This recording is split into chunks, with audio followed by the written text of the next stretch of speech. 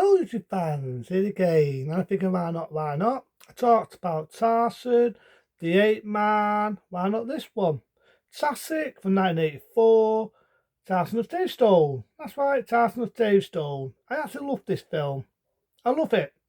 Now, for anyone what's going into action, adventure, like the 30s ones, or the classic Tarzan and the Ape Man, whether it be the 30s or the 1981 version, then it's not the film for you. It's not the film for you. And at the time, a lot of people were a bit half and half of this film because when they did this, even though now it's a total classic, when they did this, they wanted to make it a bit more down to earth. Unlike the one that was called Tarzan the Ape Man in 81, they wanted to make this one a lot more down to earth. They wanted to make it more faithful to the book version of Tarzan. They wanted to make it more believable and so on. And it is when you think about it. Again, it's based on the olden times. I get it, it's on a book.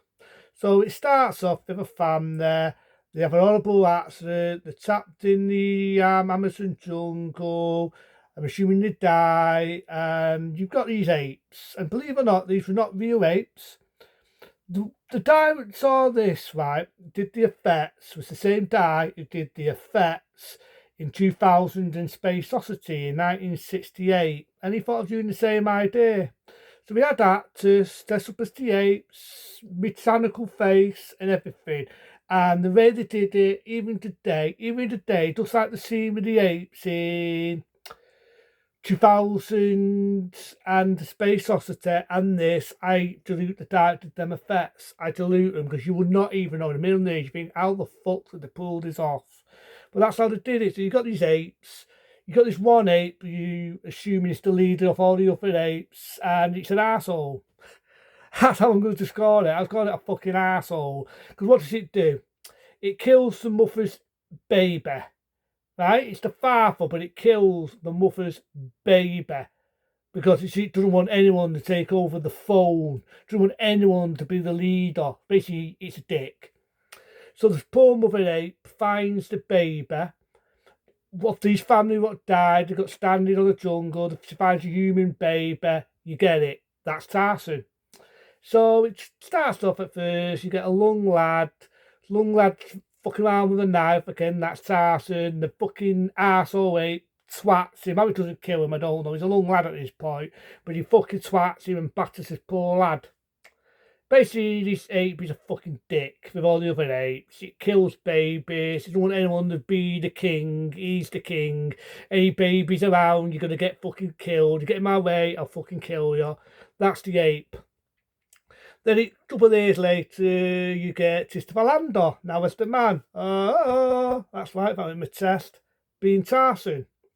And the mother dies, the mother ape, what fostered him. Don't forget, he's acting like an ape because he was brought up by the apes. That's why I never bought his Tarzan films. There's a bit where I would say it's more realistic. And he starts a fight with the arsehole ape, right? Starts a fight with it. They have this big epic fight. He falls in the water. Tarzan comes out. The arsehole ape's got blood on it. He's got the idea he's killed it. So he's now taken over as the king of the jungle. He's now the Tarzan, as we all know. He's now our main man. He's the king. I won't say long as the king, but he's the king. I'm not the king of Elvis, right? Then you've got his other guy. Very well-known actor. Sad to say he's no longer with us. You may remember him in the original Alien film. You probably remember him in Time Bandits. Been in loads of films. He's no sad to, like I said, sad to say he's no longer with us. May he rest. Well, he's got wounded and Tarzan finds him. Don't forget, he's brought up with the apes.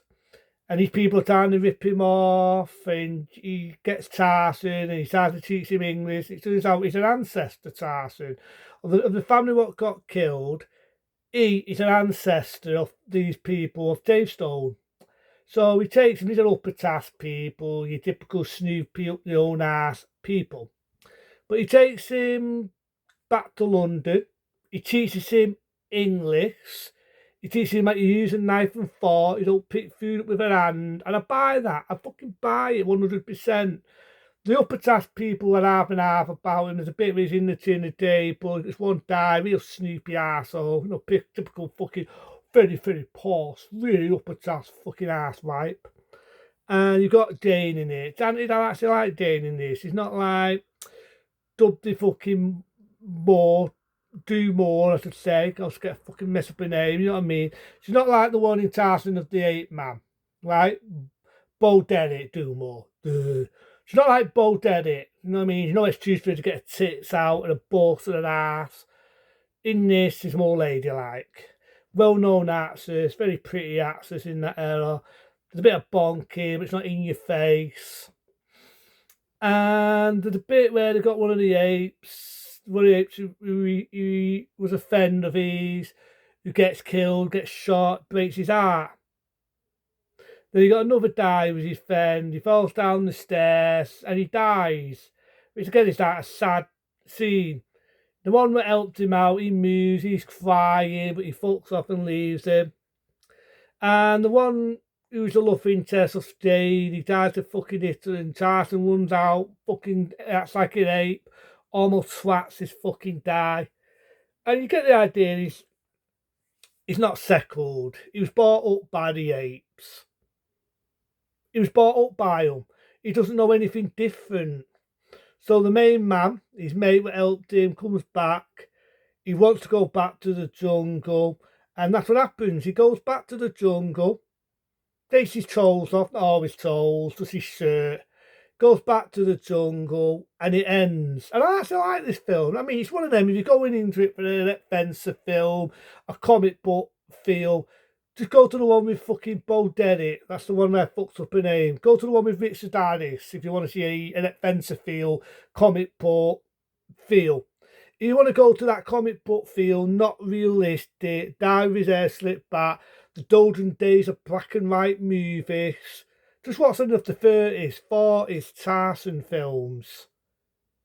Or if you want to go to something more comic book, not more realistic, more for a longer audience, just go to the animated cartoon series. This Tarzan film is not that. It's not a fucking guy swinging on fucking ropes and looking for fucking cheetah and then have this wicked reign with Jane and having a little boy Tarzan running about and speaking fucking American when he was brought up by apes. This is why I believe this one. I believe that if you're brought up by apes, you're going to act like an ape. If you're brought up by wolves, you're going to act like a fucking wolf. If I was brought up by a dog, right, my family were dogs, I'm going to start barking and cocking my leg up and humping everything what looks like a female. Probably hump the lamppost, you know, when I'm being a bit randy. Because I was brought up by a fucking dog. I don't know anything different. So this is why I believe this Tarzan and does. People was technical about it because they didn't think it had that offensive feel. But as this went on, this became a total classic. It became a total classic and I can see why. It also landed a name for our mate, being Christopher Landor. Without this, he wouldn't have done other films. Without this, he wouldn't have done There Can Only Be One, being Iron Door. He wouldn't have done Iron Door. He wouldn't have done Iron to 2. He wouldn't have done any of those other films what he did to make it faster. He wouldn't have done. So Tarzan's Dave Stone left a mark for our mate Christopher Landor. I would say Christopher Landor is the highlight of this film. You could definitely tell that he's more the star. Unlike the one I did a few weeks ago with Bo Derek, to me, she was the star of the film. She was the highlight because we all know Bo Derek was a very attractive woman in that era. She definitely wasn't shy in that era. But in this is more believable. This is more the realistic Tarzan. You want to go to the comic book Tarzan, you go to the 1981 version. You want to go to the really comic book version, go to the 30s if you like old black and white films. This, on the other hand, this is the believable Tarzan. That's how I see it. Believable Tarzan. Come out in 84. People was skeptical when it come out because it wasn't like the comic books or the 30s, but people told on it. They actually liked this Tarzan film. When they did this, they wanted to make this Tarzan a bit more down to earth. And, you know what I mean, they tried to do it again in the year of the 2000s. They did it rub off the CGI elephants and the monkeys and whatever else. I'm sorry, but there's never been a good Tarzan film after this in my eyes. The animated one I could watch as a time waster, but there's not been a decent Tarzan film. I'm an arsehole, shoot me. And there were talk about doing a sequel to this. I don't think it's ever going to happen now. They left it too late in the day. The new one, there. But this one, I actually like it for what it is. I actually like Tarzan's Stone. It's a classic. It was a popular film in that golden era. So into them, fuck it. A 9-star rating from me. But into them, be smart, be safe. See you later.